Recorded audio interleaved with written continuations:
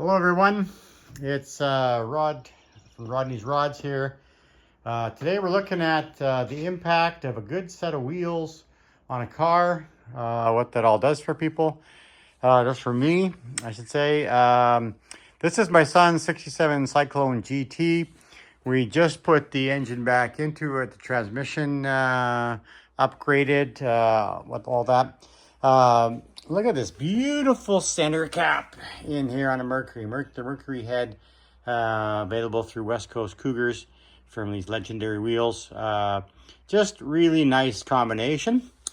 And we're looking at the 65 Comet to do the same kind of thing. And I think happiness is a new set of slicks and wheels to mount them on. So here we are.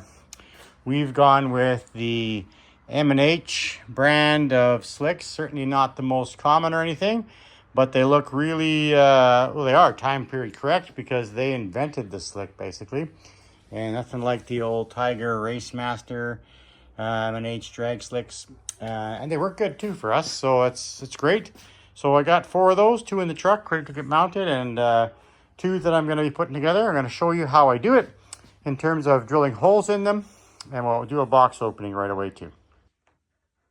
We got our shop dog in here today, Timber, right? Yeah, spry old thing. And then I wanted to just open up the box here, show you the real choices that I've got for the 65. How much Caliente. Always fun opening a new box or something. And these things come from ET Wheels, or Team 3 Wheels. Same thing. Really packaged nicely. Just, you know, covered with plastic and another rims, you know, just protector, another rim end protector on the top in case it gets, you know, the facing side. That's more packaging, and just a beautiful wheel. Just harkens back to the old, you know, 60s, and really well done wheel. One piece aluminum, light, sturdy, all that good stuff. So this, of course, is in the Ford bolt pattern in my case.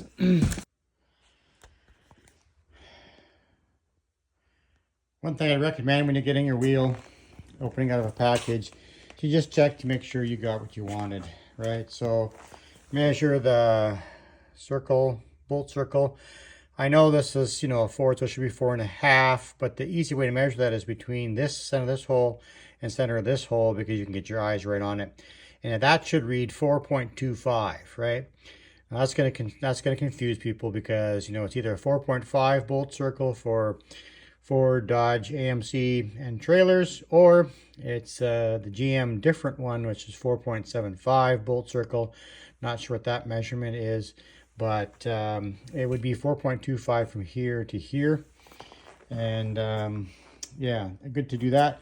And also measure the width. And how you measure that is from where the tire sits. So the inside lip to the top lip here, just the inside of the top lip here, that's the measurement. This measures 10, and it's the right bolt circle. So before you do anything with your tires, I mean your rims, for drilling any holes, that kind of thing, make sure that it is what you ordered, because once you drill those holes, you ain't sending it back. Okay, so here's the wheel, ready to get some holes drilled into it. I went to the Frank Hawley School of Drag Racing and found that even in their cars, they only had 4 screws on the side. So take your black Sharpie, find a spot that you like. It doesn't really matter. I keep it away from the air intake there, because I don't think you want to have that in the way, just in case you're trying to get at, you know, your I don't know, just like to spread the weakness around in the holes in the thing. I think just would be a good idea. Anyway, then lay across a piece of tape. That's what I find works best. Go find a tape measure and measure from that edge what you think might be the edge. And this is a 15-inch wheel, so it's going to be just 8 and an 8, and just keep moving, rotating this around until you think you might have it where you want it. Measure from that edge, and in this case we end up with 8 1/16. Measure from the other side and you end up with a little more. So then we have to lay this here, try and split the difference, lift this up, shift it over till it looks to be about 8 1/4. Seems to might work. Then across from there, just gently over there, 8 1/4. 8 1/8, I should say. Yes, 8 1/8. 8 1/8, 8 1/8 there too. Okay, now you've got it directly opposing each other so that you're not taking the thing and making it out of balance. Which I think is probably an important thing when you're going over 100 miles an hour. So, then take your Sharpie and mark it in the middle there, right along the line.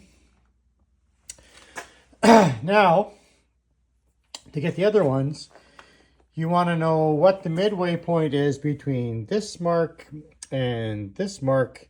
And so the way to do that is to simply, again, stretch out your measuring tape to what works out to just before 11 inches. So if we do 11 7/8 and sort of just go, okay, well that's about there. Do a preliminary mark and then check it with the other way from that all the way to this. And you get 10 7/8, maybe 10 13 16 or 15 16ths, but I think 10 7/8 is where it ends up. And so I think I'm gonna do this with 2 hands yet, but I think that's roughly where it ends up. Then we'll talk about drilling the holes right away. Okay, so now I've taken just with 2 hands here and measured from this point here to this point here and found it that wherever the same measurement is from this hole, where it's going to be this hole, to this mark, which would be this hole there, and found it to be 10 7/8 is the equidistant on a 15-inch rim. And so I'll mark that hole. Did the same thing over here. You can see the mark there. And that now has 4 equally distributed marks and holes. Then you take your center punch. This is a self sort of marking one. Get your drill started in exactly the right place. Right, Timber? And of course you want to do this sort of where it's going to be not hurting the rim so much, but also where it's going to be not too close to the inside edge either. So right in the middle there. So you can start off and drill it good. Now what I want to do with the drill is I'm going to drill, start by drilling straight, and then I'm going to angle it a bit so it goes to the thicker part of the lip of the tire that goes underneath here, so that when the slicks are, you know, wrapped around there, it's not just gripping on the very edge, which that could be dangerous, but a little bit more on the inside, and therefore you have a stronger hold on your tire, so it's not going to spin on your rim from all the torque. And in my case, I have a mountain of torque with that FE Ford. So yeah, it might spin it all if it grabs you know, traction on that slick. And so yeah, and so we're going to end up with a good looking wheel, with good looking tires on a good looking car, and the shop dog approves. And one other thing, I guess, is after you drill each of these, line up with a square flip it over, line it up with wherever you have your other hole, and you find it sort of on a level floor or something like that, and just mark where it looks like it should be, and then do 4 more, the same procedure we just did here, and away you go. And it actually drills pretty good through the aluminum. It's not a problem. I went and bought a kit. There's several of them out there. This happens to be a Jegs kit, and it's got the drill bit in it for these things. Self-tapping screws with a nice finished head on them, and there's enough here if you do 4 per wheel to do like a 2 sets without a problem. So yeah, it's a good investment. It wasn't even expensive at all. So I think that's how we do it, and we'll look forward to the results as we're going to be testing shortly slicks versus radials to see what actually is best in our case. And to do that, first I have to get the Caltrax all set up, so a few things to work on there.